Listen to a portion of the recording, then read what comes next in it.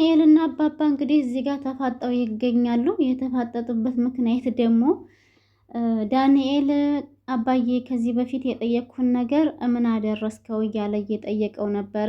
ምኑን ነው? ብሩን ነው አለው። አዎ ብሩን ሰርቼ መልስልሃለሁኝ እያለ ሲለው እሺ ችግር የለውም ኧረ እኔ እሰጥሃለሁኝ የሚል መልስ ነው የመለሰለት። ከዛ በኋላ ግን ለማንም ሰው አትናገርብኝም አይደል እያለ ሲለው ኧረ አልናገርም፣ ግን መጀመሪያ ቲና ትምጣ፣ ቲና ከመጣች በኋላ ነው የምሰጥህ ሲለው ግዴታ ቲና መምጣት አለባት እንዴ ብሎ ሲጠይቀው የካሌብ አባትም አዎ እሷ መምጣት አለባት ብሎ ነው የነገረው።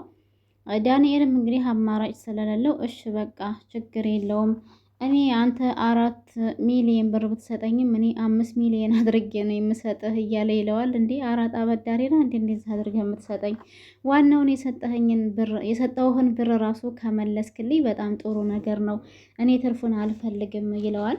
ዳንኤል እንግዲህ ይህንን ሲሰማ በጣም ደስ ብሎት እውነት የሚሰጠው መስሎት ሄዶ ለፍቅረኛው የኔ ፍቅር ያሰብነው ነገር ተሳካ፣ ያ ባለፈው ያልኩሽ ሲላት እሷም ብዙም ደስተኛ ሳትሆን ስትመልስለት በጣም ተናደደ። እንዴ እንደዚህ ብለሽ ነው በቃ የምትመልሽልኝ? ለብዙ ጊዜ ስንጠብቀው የነበረን ነገር ስነግርሽ በእንደዚህ መልኩ ነው የምትቀበኝ? ይሄ ነው ምላሽሽ እያለ ሲላት አይ ሁሉንም ነገር ከጨረስክ በኋላ ታወራኛለህ ብዬ እኮ ነው።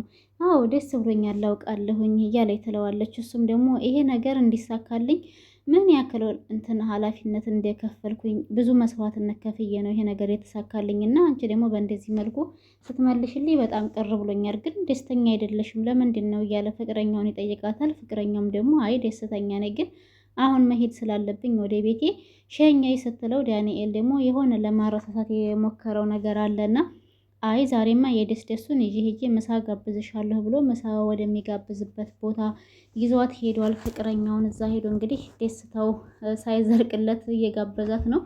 ገና እሺ ስለተባለ ብቻ ማለት ነው ብሩን ሊሰጠው እንደሆነ እርግጠኛ እኮ አይደለም። ገና ቲና መታ ከዛ በኋላ ምን እንደሚፈጠር ራሱ ደግሞ አይታወቅም። አይ ዳንኤል ነገር። ካሌብም እንግዲህ አባትየው እባክን ይች ልጅ አግባ እያለ ሲጨቀጭቀው አባዬ መጀመሪያ እኔ የደረሰብኝ በደል አልወጣም ከውስጤ፣ ስለዚህ ያንን በደሉን ሳረሳው እኔ ድጋሜ ሌላ ሰው ወደ ህይወቴ ማምጣት አልፈልግም ማለት ማስገባት አልፈልግም እያለ ቢለውም እኔ እኮ ዛሬ ላይ አርጅቼ እንደዚህ ሆንኩኝ እንጂ ከዚህ በፊት ወጣት በነበርኩበት ጊዜ ምን አይነት ነገር እንደማሳልፍ አታውቅም ነበር እያለ ይለዋል። ካሌብም አባዬ እኔ ላይ የደረሰው ነገር ሳደርሶብህ ያውቃል እንደኔ ሳተቀተህ ታውቃለህ ያለ ሲጠይቀው እባክህ ልጅ በማይሆን ነገር አታታለኝ፣ ልትደልለኝ አትሞክር እያለ ነበር አባቱ ሲመልስለት የነበረው። እንግዲህ ስለማን እያወራ እንደሆነ መቼም ይገባዋል። ስለ ኤደን ነው አባቱ እያወራው ያለው። ኤደንን ማግባት አለብህ ነው አሁንም በተደጋጋሚ የሚለው አባቱ። ሰላም ሰላም፣ ውድና የተከበራችሁ የቻናል ቤተሰቦች እንዴት ናችሁልኝ? ሰላም ናችሁ ወይ? ደህና ናችሁ ወይ? እኔ ሰላም ነኝ አልሐምዱሊላህ። እንዴት ተለመደው ወደ ቻናሌ በአዲስ ቪዲዮ ተከስቻለሁ። ቤተሰብ ቆይታችሁ ከእኔ ጋር ይሁን። የግፈኛዋ ሚስትና የሰራተኛዋ ፍጥጫ የሚለው ድራማ እንደቀጠለ ነው። ቤተሰብ ቪዲዮን ስትጀምሩ በላይክ ጀምሩት፣ እስከ መጨረሻው ድረስ አብራችሁ ይቆዩ። ብዙ አዳዲስ ነገሮች የተፈጠሩ ነገሮች ስላሉ የምነግራችሁ ይሆናል። እንግዲህ ዳንኤልም ፍቅረኛው እቤት ውስጥ እሱ በሌለበት በመምጣቷ እጅግ በጣም ተከፍቶ ተናዶ ፍቅረኛው ጋር ጭቅጭቅ ነገር ጀምረው ነበረ። ያው እሷ እንግዲህ አንተ ራስህ አይደለህ ወይ ቤተሰቦችን ላስተዋውቅሽ ብለህ ያመጣኸኝ?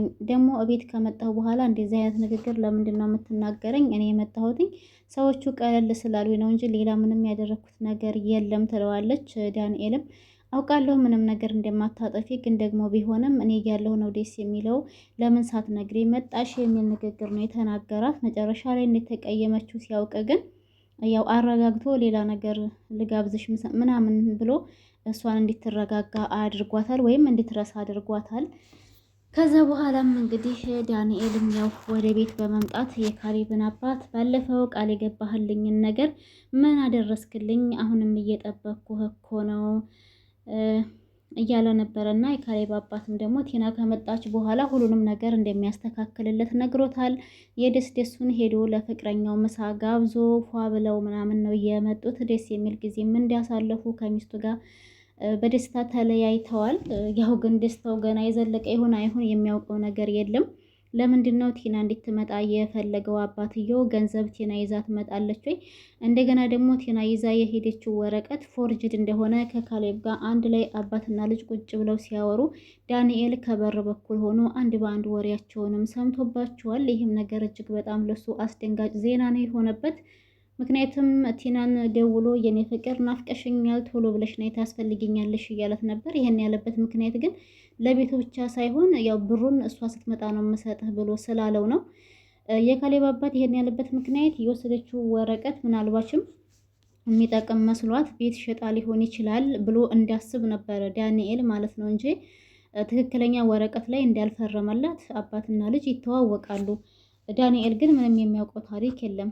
እናም ቲና ትምጣ የተባለበት ምክንያት ምናልባት ይዛ ሄዳ ወረቀቱን ቤቱን ሸጣ ሊሆን ስለሚችል ብር እሷ ጋር ይኖራል፣ ከእሷ ላይ ብር ተቀብዬ ለዳንኤል እሰጠዋለሁኝ ብሎ አስቦ ሊሆን ይችላል ብሎ ዳንኤልም ቲና ጋር ደውሎ እንግዲህ ለምንድን ነው እንደዚህ ህልም ያልሽው? በጣም ናፍቀሽኛል፣ ቶሎ ብለሽ እንድትመጭ ፈልጋለሁኝ ምናምን እያለ ያው የፍቅር ቃላቶችም እየነገራት ነበር። እሱ ግን እዚህ ጋር ፍቅረኛውን ቤት ድረስ አምጥቶ ያስተዋወቀ ጎበዝ፣ ቲናን ደግሞ በጎን እየደወለ ናፍቀሽኛል የኔ ፍቅር ይላታል። በዛ ላይ ደግሞ ፍቅረኛው ቤት እንድትመላለስ ያልፈለገበት ምክንያት አንደኛ ቲና ድንገት ልታያት ትችላለች፣ ቲና ታይቻት ደግሞ ትልቅ ችግር ይፈጠራል ብሎም ስላሰበ ይመስለኛል።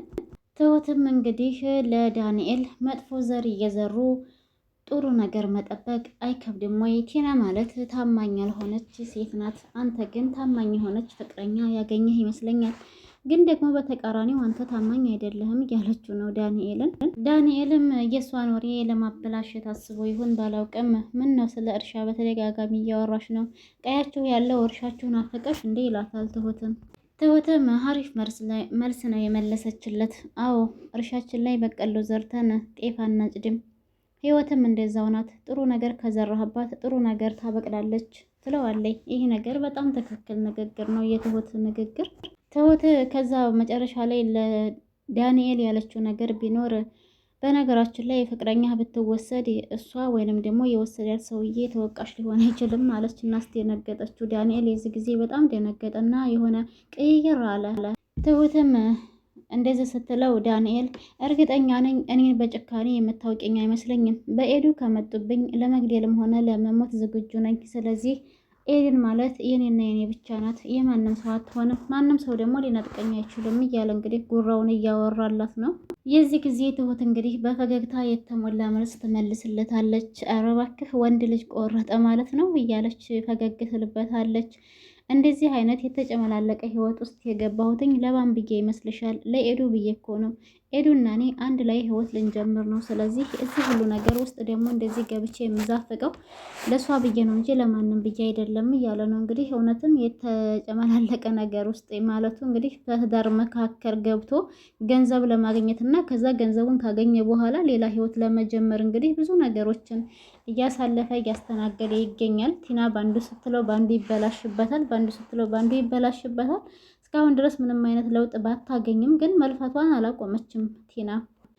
ትሁትም ለዳንኤል ይሄንን ሲቀባጣጥርባት፣ ለማንኛውም የኤዱ ወደኛ ቤት መምጣት ምንም አይነት ነገር እንዳያሳስብህ፣ ምንም የተፈጠረ ነገር የለም እያለች ስትለው ዳንኤልም እርግጠኛ ነሽ ግን ትሁት ምንም የሰማሽው ነገር የለም እያለች ስትለው እንዴ አንተ ሰውዬ ግን ያመሃል እንዴ? ቆይ ምን የተለየ ነገር ልሰማ እችላለሁ? ምንስ የተለየ ነገር ይፈጠራል ብለህ አስበህ ነው? አንተ ለምንድን ነው እንደዚህ የፈራኸው እዚህ ቤት ስለመጣች?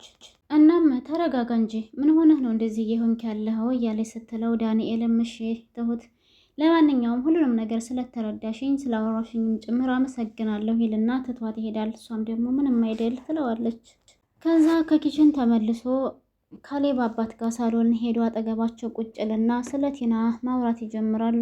ቲናንትም ጋር አልደወለችም ወይ ዳንኤል ብሎ ሲጠይቀው ዳንኤልም እንዳልደወለችለት እንደጠፋች ነግረዋል።